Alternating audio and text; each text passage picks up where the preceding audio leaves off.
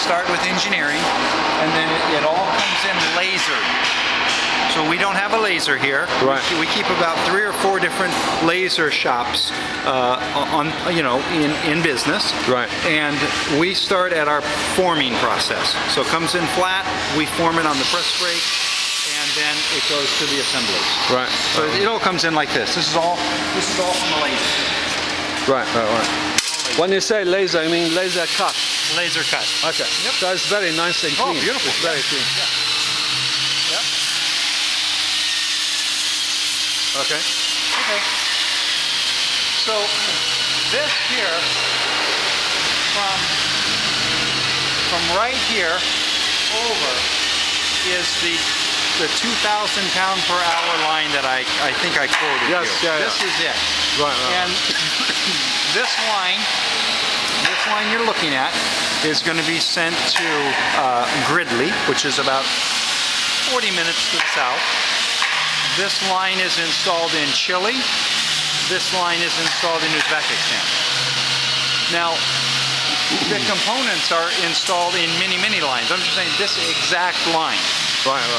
And what the driving force here was, if you can look, right here. Right. Okay, what the driving force on this was 40-foot shipping container. That's what kind of drove the design. Yeah, so this is the one I always advocate, because it was built with shipping overseas in mind. Even the control panel, when we do a control panel, is built in a way that it breaks free, so that there's minimal in the field terminations to make. Very good. Would you mind taking me through it? Sure. Just for the record. So this customer, there's many ways to feed the line. Right. This customer is going to put boxes, about 4-foot high boxes, in here, and this will be up on here, and it dumps the box into the receiver. Okay. Call that a bin turner. Okay. Okay. So he opted for a bin turner. This here is a vibratory feed. This pan will vibrate, right, and that determines the flow into the line. Okay. If it's full bore, it's going to be 2,000 pounds an hour. Okay. But that's how you throttle the line right there. Is there a minimum throughput that you can use it? So you can adjust it to any one an hour if you want it. Okay. All right. Fair enough. So there's a chute that comes down to this cracker. This is our first crack. Right. Okay. This is going to crack, depending on how they adjust it, it's going to crack 95% of the product. Okay. It's going to fall below this onto a conveyor. Okay. The conveyor goes all the way to the end and brings us to the sizing deck. To the what? The sizing deck. Sizing, right here. yes. Yeah. It's going to come down the sizing deck, and off of the end here, you may have some walnuts that did not crack, or the other thing is what we call in the industry, we call boats. So it's half a walnut with the meat in it. Yeah. We drop it into this unit here, which is called the recracker. Right. Whereas this is a conical cracker. This is a it slings the product. It's a centrifugal. Thank you. Yeah. Okay. So we drop it in the middle. Right. We sling it out to a hard surface, and that breaks it. Okay. Now this one, it's down on the control panel, has a variable frequency drive. Okay. So you just ramp up the RPM or down for, because you can go so high you'll just obliterate it. Yeah. But you just want to pop it. Yeah. So you find your product and what you need, and that's how you do it. I got it.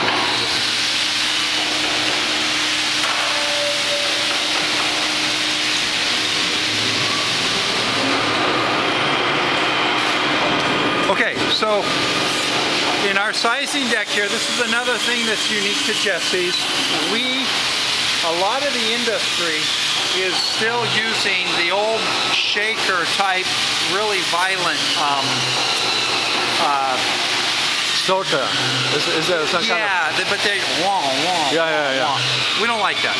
So what we make is a very heavy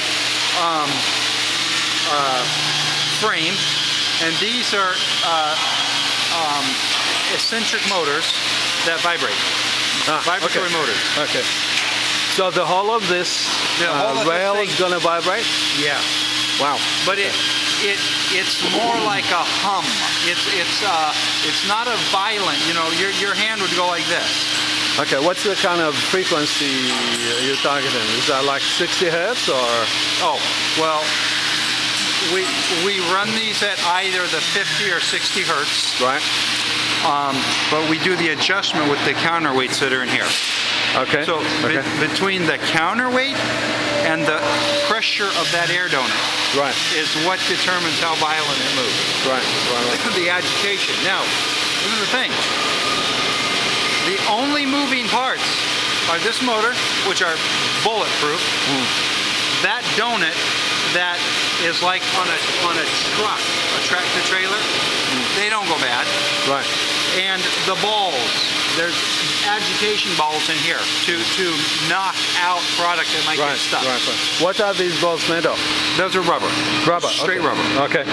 And over time, walnut oil can start to work on their rubber. So over a few years, 4, 5, 6 years, as a maintenance, they may replace the balls. There's nothing else to wear out on this thing. There's just nothing else. So this is why we say, buy it, send it overseas. The only thing that can go bad is that can get a hole in it, and you might blow one of these up. So buy one of these as a spare. Buy one of those as a spare. We don't think you're having a problem. What can go wrong? So the product has been conveyed along the bottom, is brought up, and is discharged here. With this screen here, we drop out meal, just meal, little particulate stuff. We drop out, what do they call it? Just very small pieces of meat here. Okay. This, again, is another meat size. This here would be your quarters, a quarter of your walnut meat. Right. And this here is where your halves would fall through. And this here is, you can, let me just slip by here. Sure. You can adjust this on the fly right here. See that? Yeah. I see. You can adjust as you're going. Right. And the meat from each of these segments is going to fall separately into different containers? Exactly. So, like for the quarters here, these fall right into here, and that goes into a vibratory pan that comes over to this aspirator. Right. So, the other way to remember this, what falls in this hole is anything that can fit through that hole. Yeah. It could be shell. Yeah. It could be meat. Right. Now we want to divide those. That's where we pull in our air. So this tank bank over here, that tank bank is part of this system. Okay. That is part of this. Right. So each one of these, like this one here, this one here would pipe up, over, and go to that third unit over. Yeah, I got you. This one here would pipe up, over, and go to the last one. There's one blower, it's somewhere here. It's down there. There's one blower that creates the vacuum or the suction. And then once the system is set up, the operator can walk along that little line and he can adjust the air suction down there for each one of these. How well can you separate these? Very fine. Very fine. It's not 100%, but it is very fine. Okay. And then, so now you have mechanically taken everything out either through sizing or through air that you possibly can. Now you have the decision, do I run this product through a color sorter, or do I hand inspect it? And that's where we find with our foreign sales, most of the companies want to mechanically crack and mechanically separate as much as possible, but they don't want to put it in the color sorter. They have people available. Right. And in packaging, right prior to going to your box anyway, you have to have a human eye on it. Right. So with a color sorter, you're still going to have a few human eyes. Others just go with a longer picking table and it's all human. Right. It's just hand-picked, and that's what goes in the box. Okay. This here's the heart of the shelling line. Now this shelling line that we walked through with this, with that, the bin turner, the elevator, the blower to run that, and the control panel is right at $295,000. 295. Yeah, $300,000. Okay. Right. Does that include installation, or installation is not included in this? It's really not factored in, but our feeling is if someone's going to invest that money with us, we'll send someone for a week. Okay. As part of the package. It's not written, but we do that. Is shipping included in it also? No. So shipping is separate. Right. Okay. Now this unit here, this line took two 40-foot containers. Two 40-foot containers. Okay. And that's like I think down to Chile. One 40-foot container is about $4,500. That's not bad at all. It's not what you think. That's not bad. But this is great. If you could fit them and design them to be fittable into this, this is a very good idea. Now the one we did in Chile,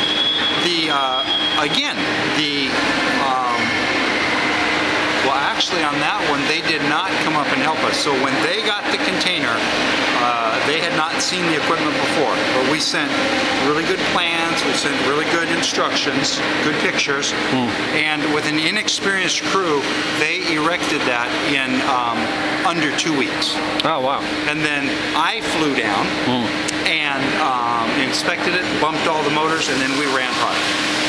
So, you know, like that whole assembly there, you can see the frame where it's bolted together right there? Right.